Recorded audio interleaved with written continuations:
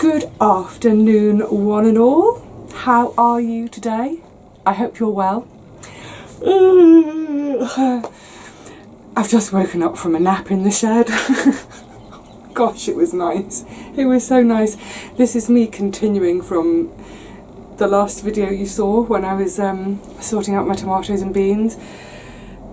It's fatal. I had a bit of lunch. I put the radio on. I leaned back. I fell asleep for an hour. Oop.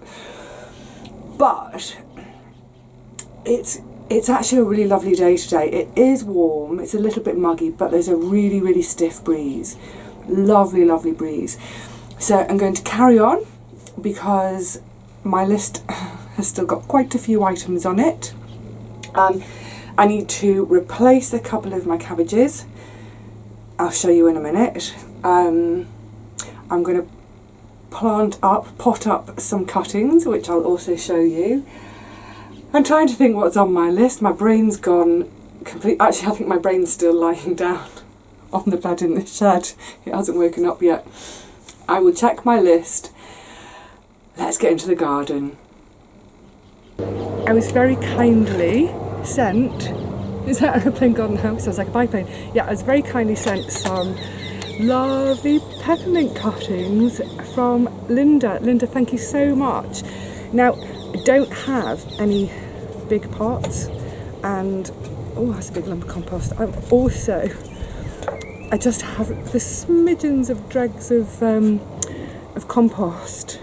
So what I thought for now is if I get them in these pots, and then I'm going to keep them in this little metal trough, because then I thought at least when I water, when any water runs out, it'll just stay in the bottom of the trough, because that's the thing at the moment with small pots and there's heat and lack of rain. Shall we go on about it a bit more? Yeah, lack of rain.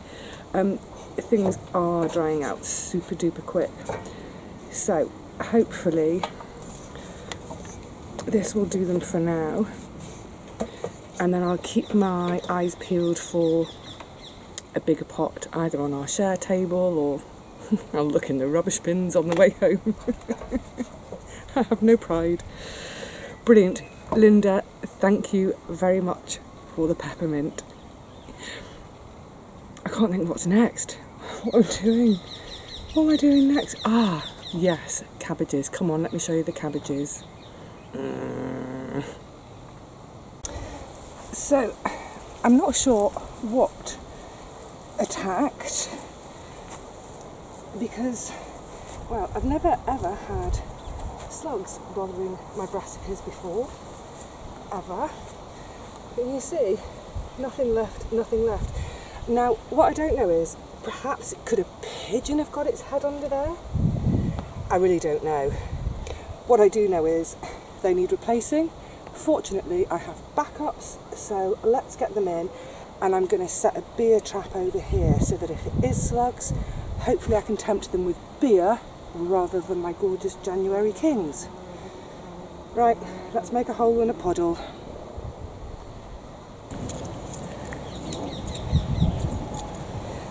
Well, thank goodness for backups.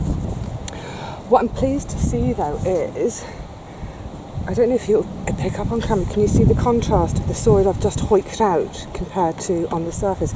It is retaining some of the moisture, and I think that's largely because of the shade netting. It just sort of slows down that evaporation. Again, some gorgeous roots on there. So the ones that I did the other day, they were from my third sowings that were pricked 3 weeks ago. This is from my second sowings, which were pricked 6, maybe 8 weeks ago. See, the third sowings actually look bigger. It just shows you how they get popped round. So into your puddle you go. Another good firm. Yeah, it's kind of odd what happened to the two that were in there. It sort of looks like pigeon damage, but, well, I don't see how pigeons would have got in, unless, like I said, it's just right, oh, get them in, right in the edge of the, just sticking their heads under the shade cloth. But we'll get these watered in a bit, covered again, and then set up a beer trap.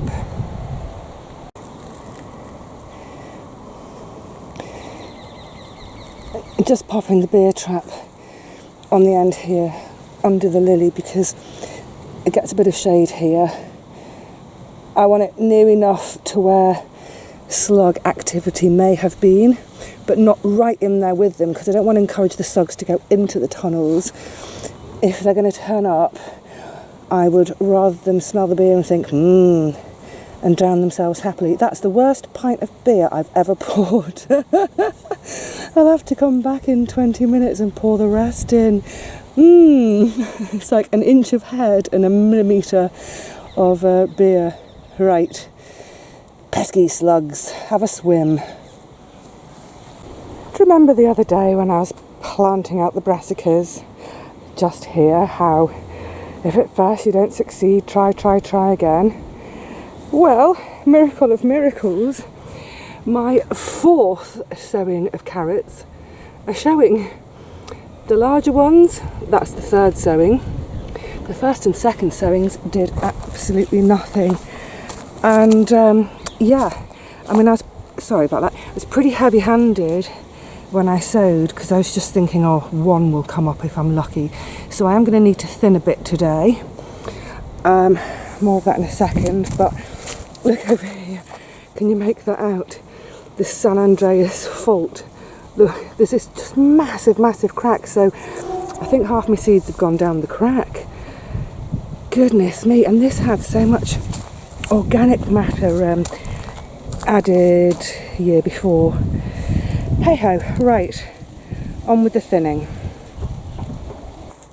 So before starting this, what I've just done very quickly with my spritzer, good old spritzer that you saw me using the other day for the beans and the tomatoes, very simply, there's water in it, I've got a clove of garlic, squished it up a bit, shaken it around in the water, and I've just spritzed all of this so that hopefully the smell of the garlic is enough while these beauties are exposed to put off the carrot fly.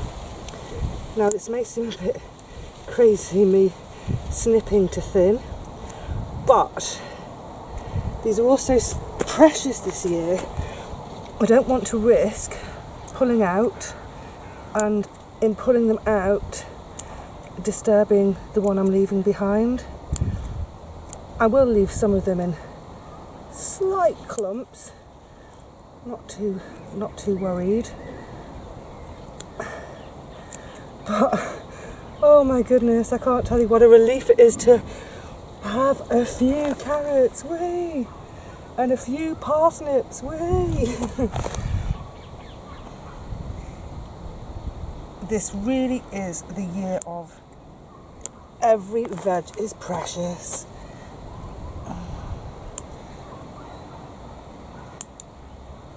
Alright, nearly done. That'll do there. Just cut that one a bunch in the middle there.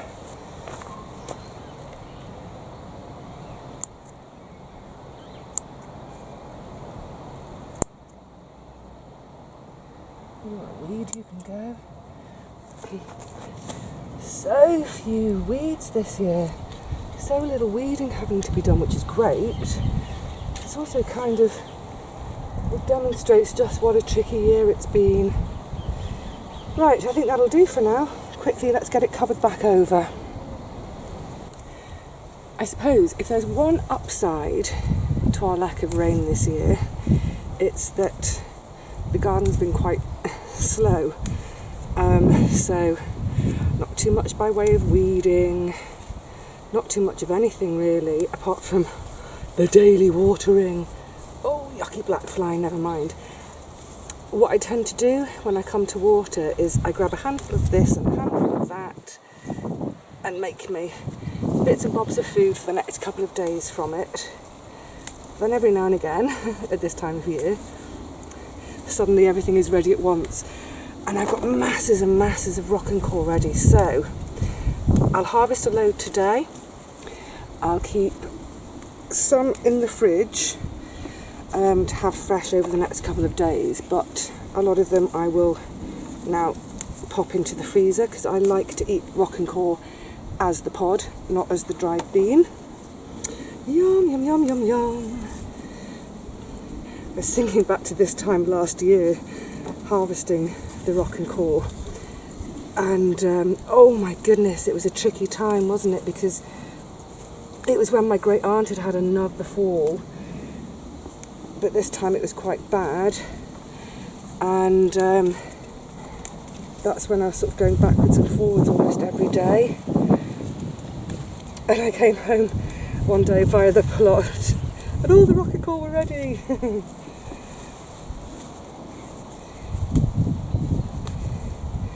I haven't ever known a year quite like this with so little rain. I know we all keep talking about 76, so for any of you who aren't in the UK, in 76 we had a really bad drought. I was only a wee little kiddie at the time. I have vague memories of it. What I do remember was I was at little school and you weren't allowed to go to the lavatory on your own. You had to wait till 10 other, you basically had to wait for 9 other kids to also want to go to the loo. And we were marched off to the loos. 10 of us would use the loo, not all at once, obviously one after the other. We'd each use the loo, and then once 10 people had used the loo, along came the teacher to do the flush. We weren't allowed to do the flush even. And I just remember there was one little boy in my class, I won't say his full name, but his name was Jason. And for some reason I always ended up in the queue behind Jason to go to the loos, and he didn't just do a wee. What a stinky boy. Oh, so yeah, there's a lot of talk of this year being like the drought of 76. A few more of these and then move on to the next wee harvest. Look, what beautiful beans they are. Ooh, what a beautiful leaf that looks like a butterfly. Right, come on, what else shall we pick? Let's go and have a little look around the garden and see what we can pick.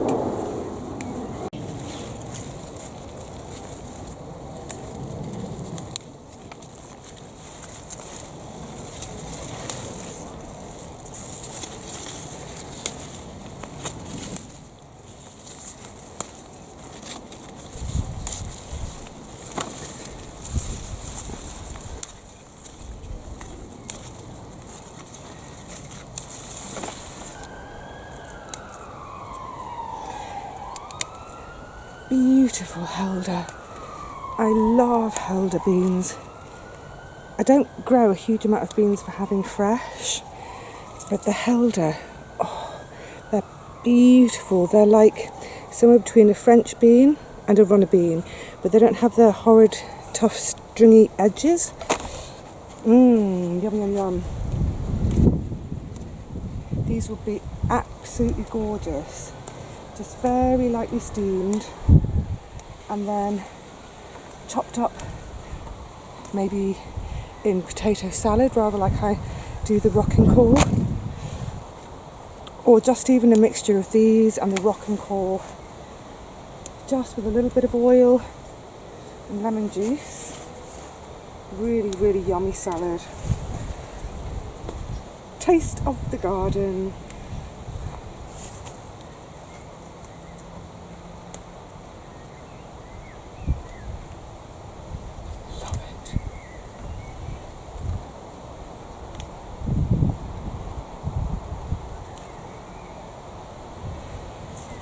And they do say the more you pick, the more your plants will produce.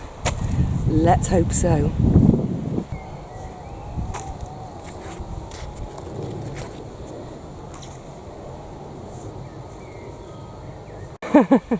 I'm so tempted to add these to today's little harvest, but I shan't. I'll wait another few days and let them get even more red. Oh, tomatoes! it occurs to me that I haven't actually shown you this little trough since that rainy day when I was pinned down in the shed, which seems like a lifetime ago now. But look at that beautiful white geranium. That's one of this year's seedlings. It was teeny tiny, I don't have much hope for it, and I think, yeah, that one's coming along too, as are, sorry, coming into the really bright light, the red one there, little pink one, so that's all seed this year. They're doing great, so I'll be able to get some lovely cuttings from those to overwinter at home. And then just in, do you know what, a white geranium, is it anything prettier? And then just in behind, I'm going to show you if I can get in there. You see? Can we see? Here's my first couple of first 3 Dulong Delonde peppers forming. Lovely, they will grow and then they will turn into red ones before harvest. They were gorgeous last year. They're sweet peppers rather than chilli. And then also, can you get this going? This monster tomato. That was one of my rose de bain that was about 2 inches high 6 weeks ago. Well, it seems to love it here, doesn't it? And it is finally putting on some flower trusses. Oh, and I just saw, maybe this isn't rose de bain. That looks way too small. But anyway, that was a random tomato that I had absolutely no hopes for. Literally put it in just for the sake of it, and it looks like it wants to grow. Well, it is growing. It has grown. Woohoo! And I've just remembered one more thing I need to harvest today. Let's go back down the garden. And we're in the herb garden. So the other day when I was harvesting lavender, I don't think this showed up, but I'm just starting to sort of plan to lay out or hop over for the path. So I will have to scavenge loads more bricks, but it gives you the idea. I've decided that the width of 3 is going to be just about right for me to stand on, but not take up too much space away from the lovely plants. And one thing I do need to do today is, in fact, let's do it now. Let's harvest my little chamomile. Oh, it's so paltry. That's maybe 2 cups of tea. Oh well, I suppose 2 cups of tea is better than none. And I will be on the hunt for lots more, either plants or cuttings, to get in here for next year. I'd love to fill this bed with basically lavender and chamomile. So yeah, let's get these wee flower heads harvested now, because they're just about perfect. One of the things I love about the garden and gardening is it's never quite done. So, you know, starting the herb bed this year, it's certainly something that I will hopefully be able to develop over the next few years. And then, you know, as it develops, I may change my mind on some things, take some things out, put something else in. But isn't that the joy? It's never finished. Nothing's set in concrete. We do whatever takes our fancy.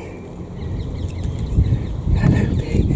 Got these bees right here. Can you see that? Oh, beautiful. That's what the joy of this bed this year is. Whatever job I'm doing here, my face is just centimetres away from a bee getting on and doing their thing. Yes, definitely need more chamomile plants next year. Next year. Good. Leave the bees in peace for now.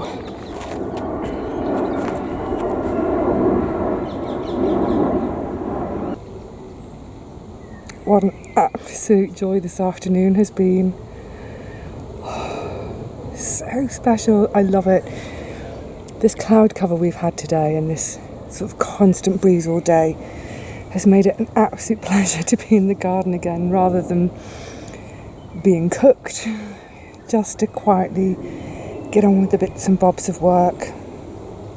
Still a few things to do, watering. But I think I'm just going to sit here a while and watch the bees. This is so my favourite place to be these days. Sitting in my deck chair, just watching the bees at their work. So I'm going to say, a very soporific cheerio to you all. I hope you're all having such beautiful days in your gardens too. I will see you again really soon, I hope. In the meantime, take care of yourselves, chill out whenever you get the chance. And I'm going to leave you now with a bit of footage. I just let the camera roll on the bees in the lavender because, let's face it, the bees are the stars of the garden, so they should be the stars of the video too. I hope you enjoy it as much as I enjoy sitting here and watching them. Take care, everyone.